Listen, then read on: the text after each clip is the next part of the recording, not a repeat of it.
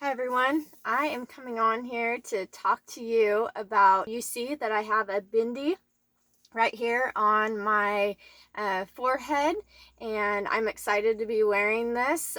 This is a symbol of my commitment to this awakening, raising my awareness and my consciousness, expanding just above my currently held belief systems, so challenging any type of belief systems that are no longer serving me and the world at large. And yeah, I looked up about the bindis, and I don't want it to be just a fashion type thing. I want it to be about concentrating and enhancing my ability to get into that zone of connecting, having heart coherence, and that is the communication between the heart and the brain, so that I am able to create the realities that I want for my family and also yours, because there's a big need out there. And I speak as a CPS survivor, someone who has had her family completely torn apart. And I say that in such a way that I understand now that I am a creator and a co-creator who has actually created certain things in my life to bring me to this point. And so I'm taking responsibility for that. And I say this from a place of, how do I say this? Sympathy, empathy, and compassion, because it has taken me a long time to get to this place. And I understand that being in those low vibrational survival mode places of fight or flight or freeze really impacted my life and what I was creating, and co-creating with all of you. And so that is what I want to come on and talk about. So this bindi is here to enhance my concentration, my focus. It's not going to do it. It's a focal point to be able to know that there is more than meets the eye. And I like the saying Shanti Ishta, and that means the eye of the heart.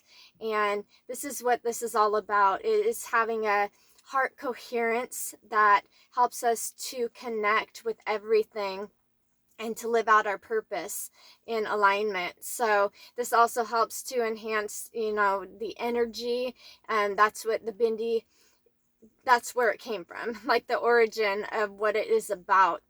So we have this power within, but this symbol that, there's symbols all around us that we are able to use to help us to focus and to remember. And I actually used some pine sap to put this on because I was looking for some natural glue, and it's in a very significant place, right in the forehead. And so I don't want any type of chemicals going into my skin and affecting me. So that is what I did, and I'm going to see how it holds, if it does anything to my skin, and stuff like that. And I'll be back for an update on that. So if you stay tuned, I will be back for more. And yeah, we'll talk about a powerful technique that we can use in order to move from a state of chaos and survival mode into a very rhythmic, very coherent state. I'm trying to think of all the words. Thank you so much. All right, you guys, so I'm just looking at the time and how much space I have on my phone right now, and I want to just share a powerful technique by Dr. Gregg Braden, and I will leave a link in the description box for those who are interested in learning more about what I am speaking about, because there is so much knowledge and so much just wisdom out there that we can apply to our lives. And it's best to experience things for ourselves, not to just eat up the whole plate or to throw out the baby with the bathwater.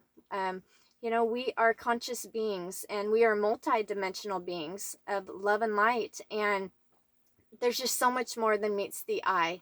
And so what I want to do is I just want to do a short video today and to talk about the brain and the heart coherence, or heart brain coherence, because our hearts actually communicate with our brains, and there can be chaotic signals that occur, or there can be coherent signals that occur, and it's all about what we are feeling and thinking. And so low vibrational thoughts and emotions will bring us to a place where everything is chaotic within us. And actually, the unified field, or you can say the divine matrix that is all around, actually is a mirror. It mirrors back to us what we truly believe in our hearts about ourselves and about the world around us. And it's teaching us to either do more of what we're doing, or to stop and to change from within. It's not about going out and scurrying around, scurrying like little mice or anything like that, or hammering things out. It truly is about taking that time, that space, and clearing it, listening to that still small voice inside. And so in order to do that, we have to get to a place where we are in a state of being able to be present, to focus. And survival mode is not that place. That is the beta state, in which there is stress hormones being released, such as cortisol and adrenaline. So we don't want that. We want to be in a place where we are focusing on compassion and love and gratitude and care and all of those types of things. They raise us up and they help us. And so a technique that Dr. Braden shares with us is one that I've kind of talked about, that I learned from my friend Susan and also Anna Brown on YouTube. And that is getting to a place where we quiet things down and we do the 5-second breathing, and then we are able to tap in and create actually elevated emotions and tap into the field and the energy around us. So step 1, I'm just going to lay it out for us, is to redirect our awareness, our mind. And I have some notes here, so I'm going to look down from time to time. But we want to shift our awareness from our mind to our heart. And we can do this. The ancients and indigenous people said that it's good to have a gentle touch on our hearts, on wherever we're wanting to, place our focus. And the heart is this energetic field, this magnetic field that we can create from our hearts. Really is the key. It's having this open heart, this, getting into this portal right here. Yeah, that's the key. So let's focus on that by touching our hearts and bringing our awareness there, because that gentle sensation will bring our awareness there. Now, the next step is to slow the breathing. And we do this, we can close our eyes. It's good to shut off that sensory input. And if we can get away from the noise and the hustle of things and just have some quiet time to breathe. But we can do this anywhere as well. As we get better and better at practicing this, we'll be able to focus and shut things out. So what we'll do is we will breathe in for 5 seconds. You can hold it at the top if that feels good to you for 5 seconds, and then breathe out for 5 seconds. You may just want to breathe in for 5 and then breathe out for 5. And you actually imagine that you're breathing in through your heart and that you are completely present, focusing on this heart. And doing this actually puts us in a place of feeling safe, because the only time we slow our breathing like this is when we do feel safe. So we're actually telling our bodies we are fine. So slow the breathing down. And this takes us out of survival mode, where we're racing, our thoughts are racing, and everything is going to a place where we are trying to protect ourselves. And CPS survivors know about this very well, or CPS families who have not gotten to that place where we understand that we are creators and co-creators. Yeah, it's a difficult place to be when we feel like fighting or fleeing, the fight or flight response or the freeze response. And I will just say briefly that when you get that knock on the door, the heart starts pounding When you go into their kangaroo courts, your heart is pounding, or you feel frustrated or angry, and you feel disempowered a lot of times. And that's normally where families are when they go in, because there's no knowledge out there, limited knowledge about what's going on until you actually go through it. And so this helps. And I just wanted to kind of put that out there, that, you know, we can start to shift what is going on in our external realities by tapping in to our power that we have within our hearts.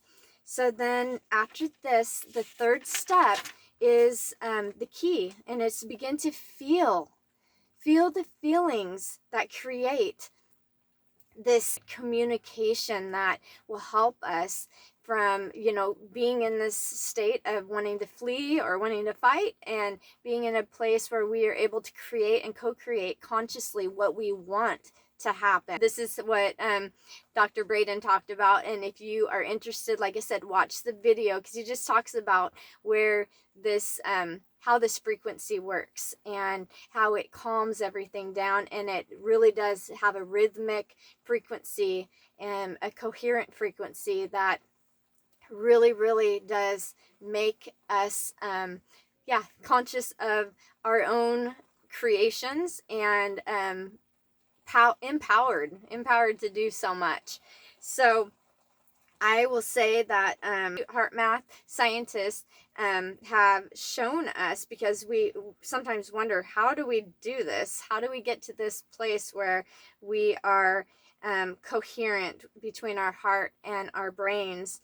And they have shown that there are 4 key words that have worked almost 100% of the time for everyone. And that is appreciation for anything or anyone, gratitude for anyone or anything, care for anyone or anything, and compassion for anyone or anything.